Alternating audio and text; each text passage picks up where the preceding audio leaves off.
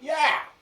Talking about how to get ready for your gig during a pandemic. So, first thing you want to do is decorate your face mask perfect, just like mine. Okay, that's first. Second thing is get your song list. For me, take this off now. For me, I'm playing with a band, and we're not trying to practice in a stuffy basement during a pandemic. We're aware of what's going on. So send a song list. Make sure it's good. Make sure it's tight. What I usually do, I'm not going to actually do that here in this video because I don't want to get a copyright claim. But I typically actually just play the songs from Spotify and play along with it. And if you can hang with the artist, then you can usually hang with your band. But that said, sometimes you get some different situations, so just make sure you prep accordingly. But yeah, like for instance, this tune on my loop machine is Finders Keepers, Jerry Garcia band. I haven't ever played it with a live band. I've listened to it a couple of times, maybe picked up my guitar one of those times and played along.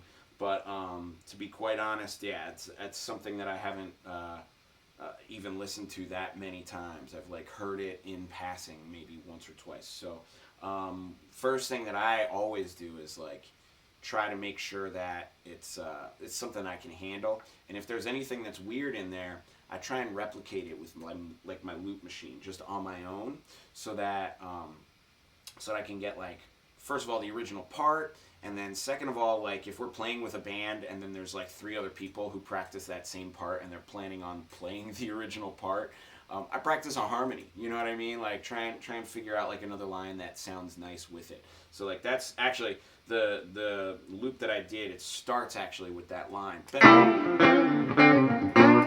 So that's what I heard on the recording, and it's hard to tell because it's a live recording. Stuff gets a little buried, a little muffled in the mix, but what I heard was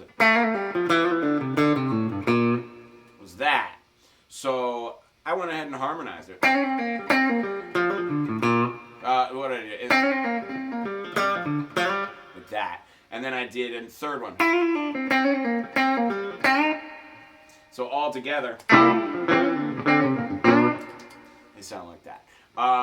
But again, that said, that's just a little thing that I do. So I take any of these sections that are tough lines from tunes, make sure I know them, and make sure that I can kind of replicate them on the fly with a loop machine without the backing track or anything. Because if I can do it like that, then I know that I'm pretty ready for the gig and that it's going to sound good. And as long as I follow the band, then I'm okay. That's where it gets a little tough, because on quarantine I practice with a metronome, and a metronome is a perfect drummer that never speeds up or slows down. And sometimes when you're feeling things, you might want to run or walk a little slower. It just kind of depends on the moment. So that's I'm gonna probably have to get used to that live on the gig tomorrow, And honestly, that just sounds like a ton of fun because that's just human interaction, which is something I haven't had in real life since before the pandemic. So it's pretty cool that it's going to finally happen a little bit in some capacity. It's not going to be the same, but it'll be fine. It'll do. It'll definitely substitute after this long. So first thing I do is just make sure I'm on top of all the music. Second thing I do is if there's like a chord change I don't know, and this is pretty easy one for me. I've played a bunch of songs that have this chord progression, so for me this is pretty simple. But you want to like identify your chord changes so that you can solo over them. People always ask like, how do you play leads? How do you play leads? How do you play better solos? And it's not about. It's the funny part is like maybe some transcription, like I might transcribe a Julian Lage solo or some John McLaughlin so that I can be a better player. But when I solo, I'm not thinking about that. I'm thinking about the harmony, and I'm thinking about how I can lean on the harmony to make my soloing stronger, if that kind of makes sense. So what I'm doing, the way I practice it, these chords are G, B flat, and C. If you know a major scale, you can do a major scale from any of those. So G, B flat, C. Not that those are scales that work in your soloing, but if you can do that, then you can find all the notes that are in your chord because they're all major chords. So it's like 1, and then the 3rd note, and the 5th note. And if you can find them, you'll find that they're G, B, D. So if you can find G, B, D, G, B, D, and then another G, B, D, G, B, D, and if you're crazy, you can go for a 3rd G, B, D. Then you do the same thing with everything else. And honestly, if you don't know what these are, go check out my website. We do in-depth lessons on this stuff, and I can show you how to teach yourself this stuff. But if you're in a real-time crunch, you don't have time to really, really learn it, you could probably just go find, if you know that the chords are G and B flat and C, just like go to Google.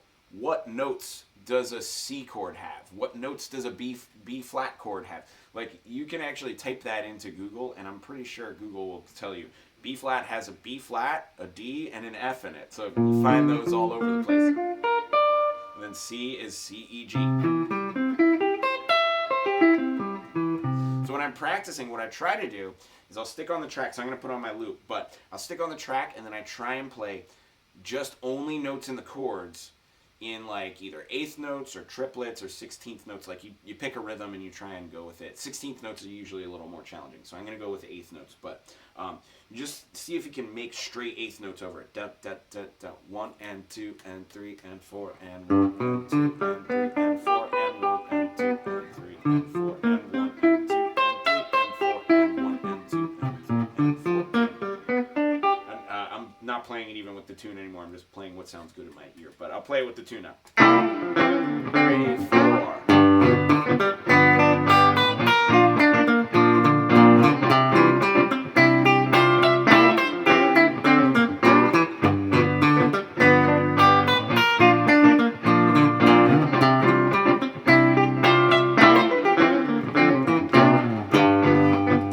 That's just a couple of times through, but I'm really just doing 1, 3, 5, 1, 3, 5, 1, 3.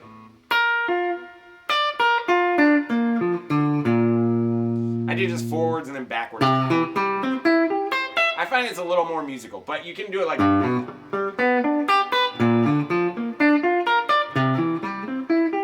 That's fine too. You can do them all backwards.